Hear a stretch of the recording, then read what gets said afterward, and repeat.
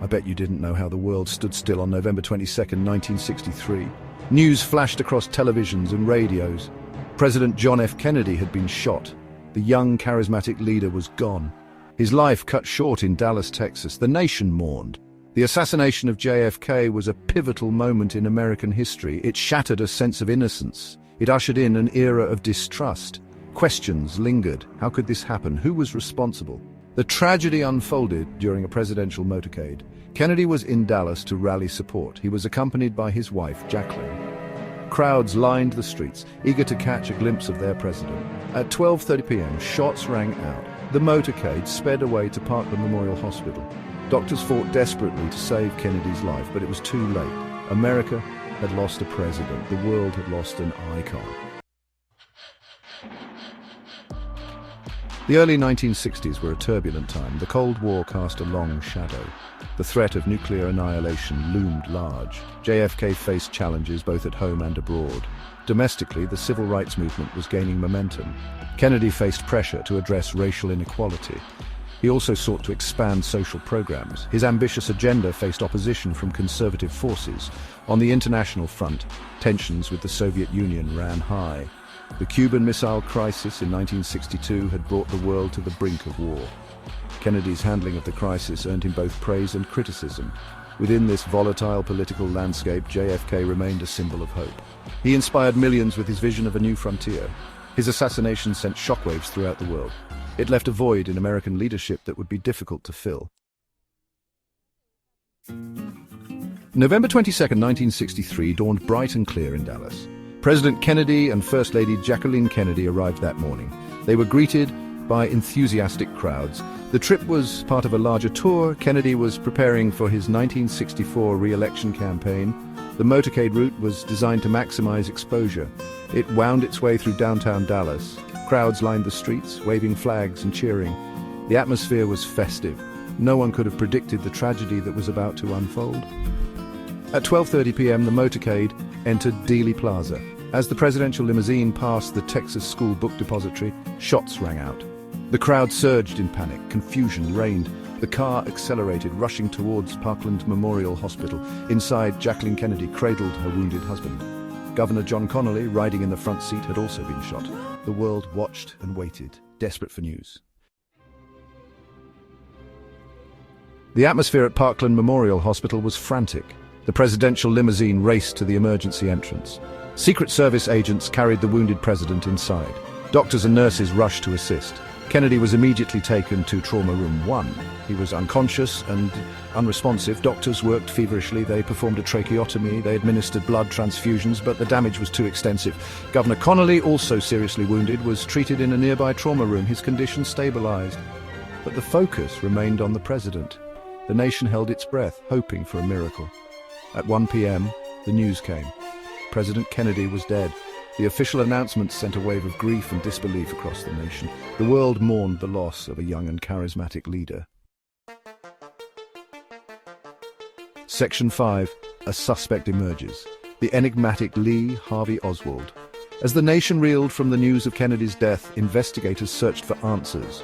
Who was responsible for this heinous act? A suspect quickly emerged. Lee Harvey Oswald. Oswald was a former U.S. Marine. He had a troubled past. He had defected to the Soviet Union in 1959. He later returned to the United States with his Russian wife. Oswald had been working at the Texas School Book Depository.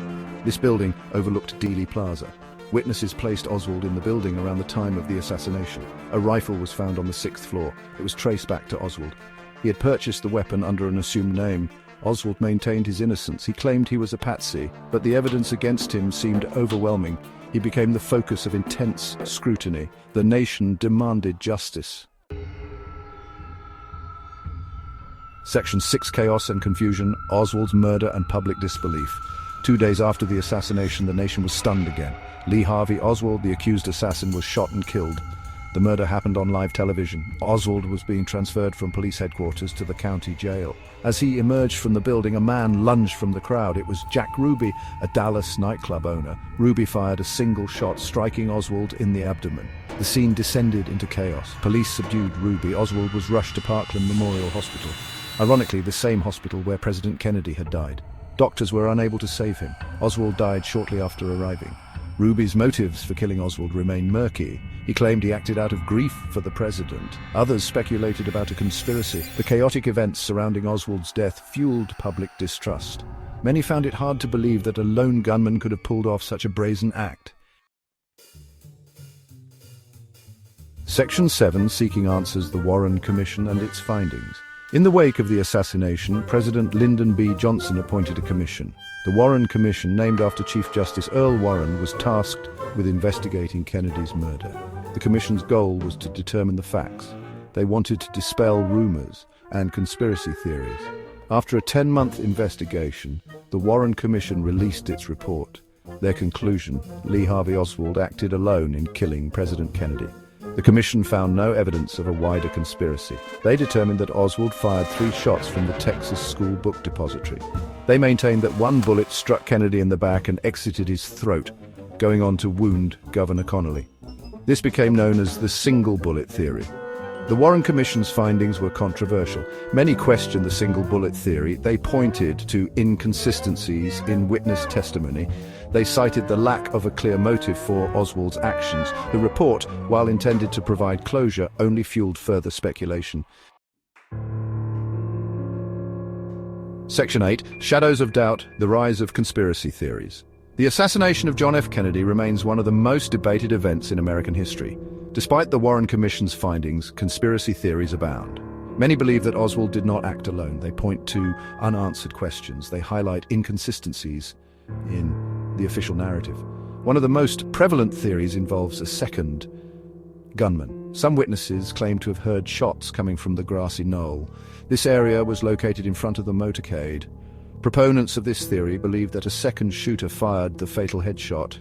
Other theories implicate various groups or individuals. Some believe that the CIA was involved. They point to Kennedy's clashes with the intelligence community. Others suspect the mafia. They cite Kennedy's crackdown on organized crime. Still others believe that anti-Castro Cuban exiles may have played a role. Theories about a cover-up persist. Some believe that evidence was destroyed or suppressed. They question the thoroughness of the Warren Commission's investigation.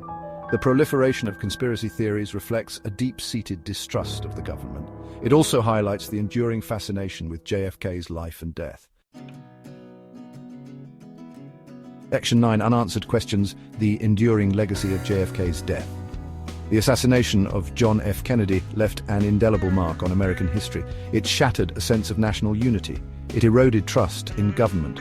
The events of November 22, 1963 continue to fascinate and haunt us. The assassination had a profound impact on American politics. It ushered in an era of cynicism. It raised questions about the nature of power and the vulnerability of even the most protected leaders. Kennedy's death also had a lasting cultural impact. It spawned countless books, films, and documentaries. It fueled a cottage industry of conspiracy theorists.